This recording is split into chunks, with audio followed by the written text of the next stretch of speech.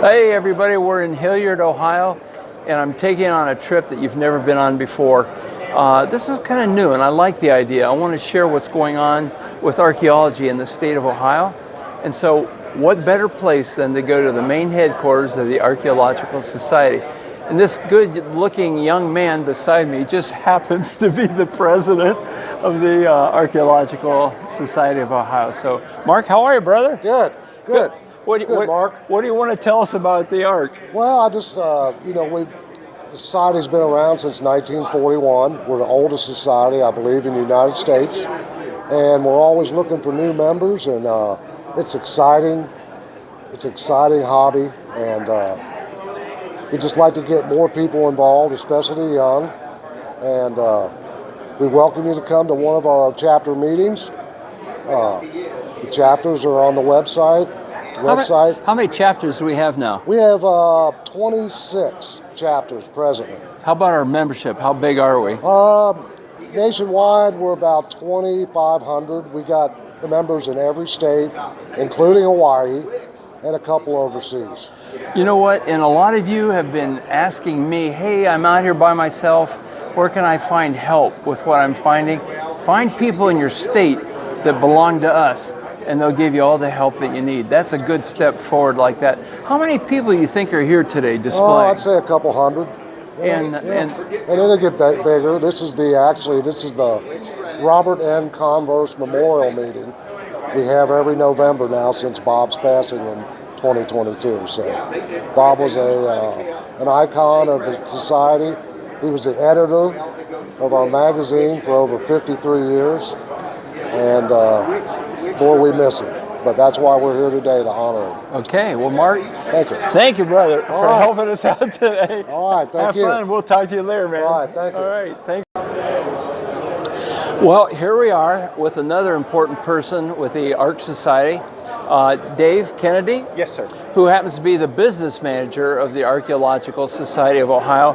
And Dave, if you would, just share some of the publications that are available to the public.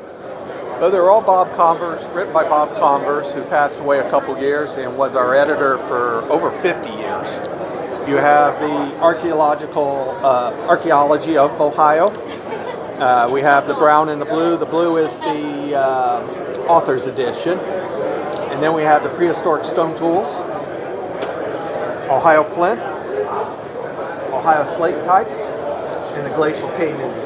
Okay, let me jump in for 1 second, okay? Here's the neat thing, everybody. What we have is a good representation of building your library. And whether you're from Indiana or Pennsylvania or Missouri, the same lithics are pretty much the same lithics nationwide. So there's some foundational books that will help you get started. And this guy would just love to sell you a book. Well, it's really, I don't benefit from it. The Archaeological Society of Ohio, which is a nonprofit, benefits from it. Yeah. All right. Thank you. Sure. Talk to you later. All right. You've heard me speak of this man several times. And this particular meeting every year has been devoted and dedicated to Robert Converse. This is Robert. I'm going to put this back down. And these are just some mementos to honor the man. He was an artist, an archaeologist, and a friend to everybody. And in particular, I have no problem saying publicly, this is the father of Ohio archaeology. He took something very scientific and he made it very, very plain, very legible, very understandable for you and for me. So what we do and what they do from now on is they're honoring him by bringing stuff in and getting a general remembrance of Bob Converse. So this is the guy. You're going to see him mentioned many times on my videos, as you will his books, which I highly recommend you get. The society doesn't make any money from them, but the sales comes right back to the Archaeological Society of Ohio. So Bob Converse, our best friend in archaeology. We love you, Bob. Enjoy the rest of eternity. Oh, this is so wonderful. As we look across the room, you're going to see people who have come from literally all of the United States. We have people that come and just display, show what they found. We have people who come and they sell and they buy artifacts. and you have people who just come to these to meet people, to meet artifact collectors, to meet field walkers, maybe to pick up hard-to-find publications, to join different chapters in different societies. So there are all kinds of displays. What we're going to do is get permission from some of the people in particular to show you some of these displays, and then they have a place where you can bring new finds. And I actually entered a few of the new finds that I had from this summer up there, and we'll take a look at those in a few minutes. So enjoy, and we'll be right back in a minute.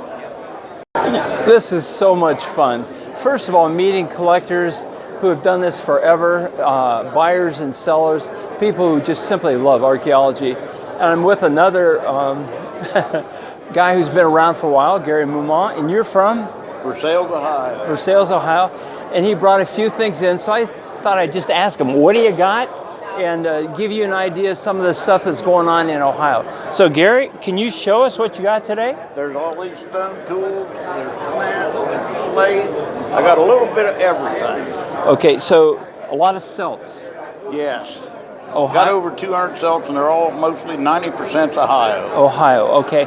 And as far as where everything's from, you're pretty much able to tell people? I can tell you where every piece comes from. You're an amazing guy. No, I've got a memory like an elephant. Okay, well, let's walk together and look at this stuff. This is unusual. What do you got here? Now that is a drilled spud, and that's out of Tennessee. Okay, all right. Very unusual. And I did a thing on preforms recently. That's a double crescent preform. So preforms can be more than just flint. Remember, we said they could also be slate. They could be hard stone tools and things like that. They just never finished it on down. Okay, and how about some of the points? What are we looking at here? Just all different types. Some's Ohio, some's Indiana, Illinois. I've got stuff from Oregon and Washington. Okay. I just got a little bit of everything. And this was in your back pocket, right? Oh, I wish. All right. So, and then odds and ends, what is this? These are cores, Flint Ridge cores. All right. Where they got their flake knives from. Hey, I'm going to hit with a question. Ready? Drills. This is controversial, and this is something that I'm going to be dealing with on my YouTube site. Were drills actually used as drills? Yes. Or were they perforators? No, they was drills. They were drills. The Indian took and put it on a stick. They used a bow with a loose loop on it and took a rock, and that's how they drilled their pendants, and they just sawed it so it had the swivel motion just like our drill press. All right, you heard it from the man. Yes. How far down do you go? All the way. Holy moly, everybody, stay with us. Okay, let's keep going and looking at your stuff. There's beans that come from Glover's Cave. And where's that? In Kentucky. In Kentucky, Yeah, okay. Raymond Beetson excavated down there for years. That looks like a Harrison County core. That is. And you're showing or selling? Selling. Whoa, I may talk to you about that, okay? Everything here's for sale. I Okay, got 6 tables full. Okay. Now, are these just kind of random, or are they laid out any way in particular? They're just random. Okay, all right. This reminds me of Illinois and Missouri. Yeah. Okay, absolutely. See that, you guys? We're thinking about you and all you other states. All right, moving down the line. There's a frame of pipes that's mostly Ohio. Okay, so these are historic and No, or? those are all prehistoric. That's prehistoric right here? Okay. And we have Flint Ridge flint, right? Yep. Okay. Some of our banded slate artifacts from the state of Ohio, right? Yep. Okay. I'm just looking at things that to me are so unusual. How many years you been doing this? I started when I'm 9. Oh no. And I'm 73. Just the other day, right? Yeah. Just Okay. seems like it. I tell you, it went fast.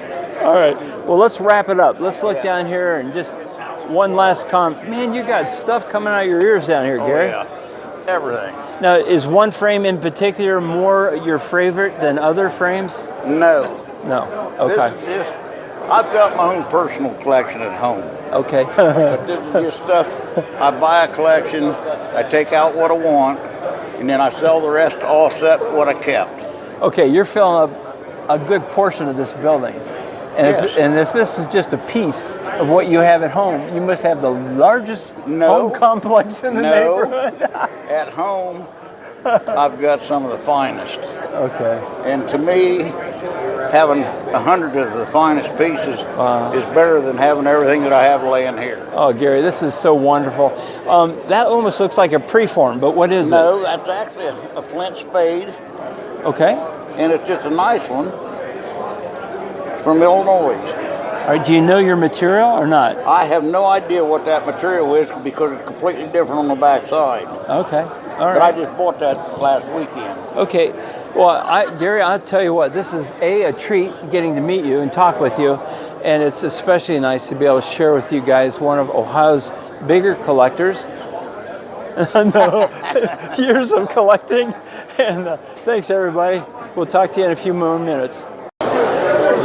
This is like Willy Wonka's Arrowhead Factory, and I mean in the real big time. I parked out at this table. The collector owner of this table is very shy, very bashful, does not want to be on camera, but I want to take some time and show you some Hammerstones. Now, the ones that we find are usually ovate or circular, but look at these. I'll point them out, so stay with me. We're looking at what we call a grooved hammerstone in Ohio.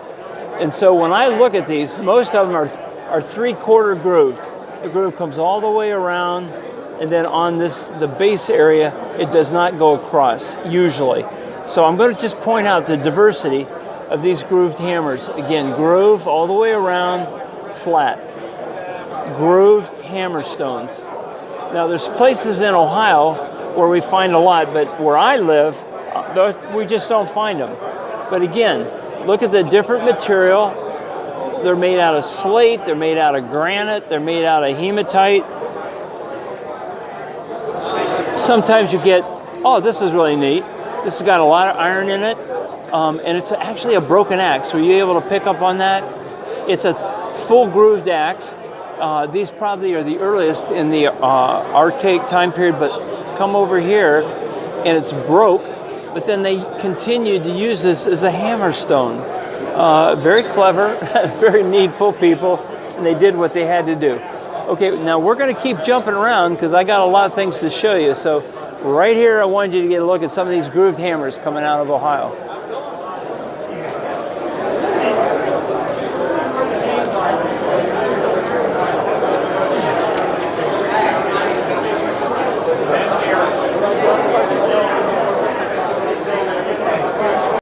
Hey, we're back.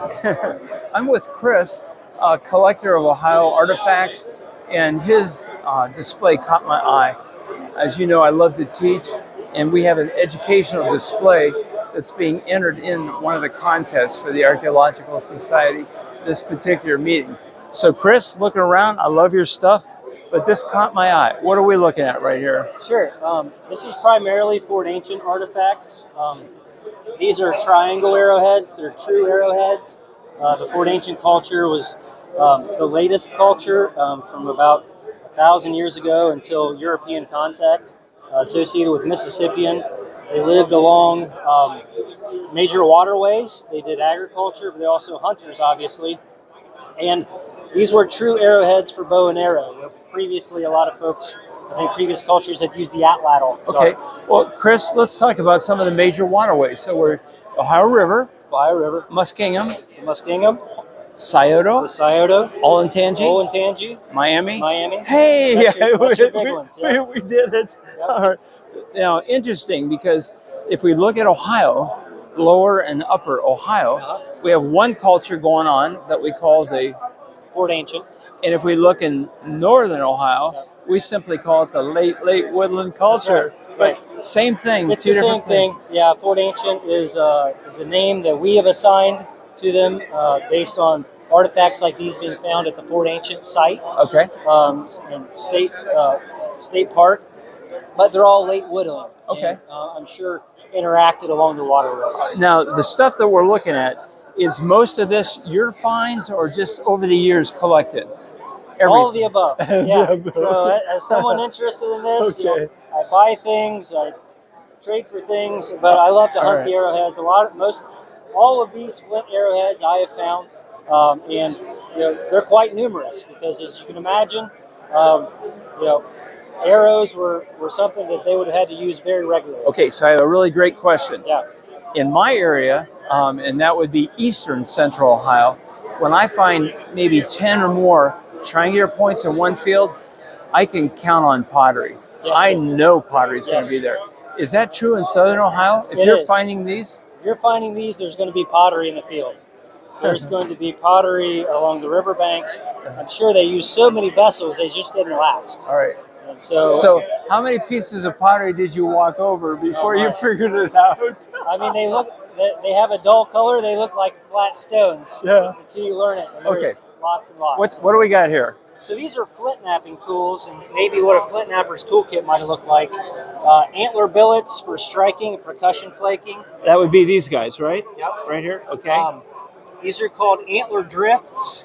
It's a punch for indirect flaking. And interestingly, modern flint knappers did not, when they formed their own customs, modern flint knappers for flint knapping, the drift was not part of that equation. So we don't truly know how they were used, but it's a punch, I bet if they're putting in a notch or something like that, that'd be a good place to work through. a very, very specific flake. Okay, Yes. all right. What about, you got teeth in there. Yeah, What are there's those some teeth? beaver teeth in there. Those are old beaver teeth. Yeah, they didn't brush. Right. Yeah. Well, the orange is because they have iron in their enamel, and that's what makes their teeth so hard to chew down trees. I didn't know that. Yes, that's why the orange color. So I expect they may have used those for notching. So all the little kids that are watching that haven't brushed their teeth, but Mom, it's iron. It's iron. That's right. Okay. I love pottery. What do you got, brother? Yeah. So this is the late woodland type of pottery. It has a texture to it because the belief is that they would have taken maybe a wooden paddle, wrapped it with cordage, and stamped it. What's interesting about that is it gives it a grip to hold, but more importantly, cord mark pottery, when you increase the surface area, it helps the heating and cooling properties, kind of like a radiator. Really? Yeah. Wow. Okay. Now there's a process where they took their clay and they mixed stuff in it to hold the clay together so it would break. And what kind of stuff were they mixing with their clay? So based on the homework I've done, a lot of the late woodland pottery was shell tempered, crushed shells. When I look closely at this, I don't see pieces of shells, but I do see pieces of limestone and other stone grits. So it's something to just hold strength, I think, between the clay, kind of like putting aggregate in concrete. All right. So there were no little emojis in that, right? No. Okay. Chris, hey, good luck to you, brother. This is a wonderful educational display, and I know everybody's going to really look forward to this and seeing what's going on. So we will meet again, brother. Yeah, okay, take care. Thanks. You know what? When you get a new toy, there's just such this incredible fascination. And today I picked up something that I've not been able to find.